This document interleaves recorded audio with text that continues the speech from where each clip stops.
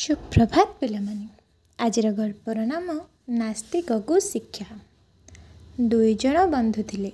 सेमानंक मध्यरु जणे नास्तिक थिला एवं अन्य जणे आस्तिक थिला। आस्तिकर रहिबा बसिबा और कहिबा बहुत सरल थिला। तार कार्यकलाप व्यवहार मध्य शिष्टाचार पूर्ण थिला।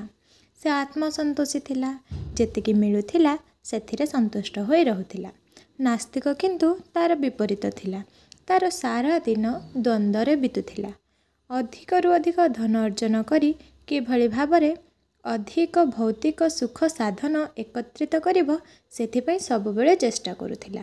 नास्तिक बंधु आस्तिक बंधु को पचारिला, तुमर त्याग महान अटे।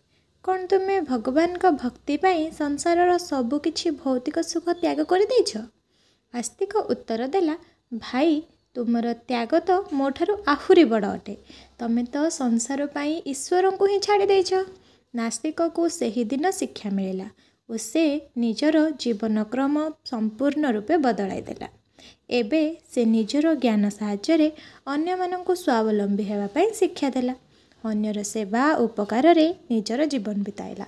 निजर व्यवहार और आचरण को बदलाई देला और सुख संतोष रे जीवन बिताइला। धन्यवाद। विचार क्रांति दूत यूट्यूब ओडिया चैनल को सब्सक्राइब करिया सह परवर्ती वीडियो प्राप्त करिया पई बेल आइकन दबांतु एवं विचार क्रांति दूत ओडिया फेसबुक पेज सह जोड़ी हुंतु। धन्यवाद।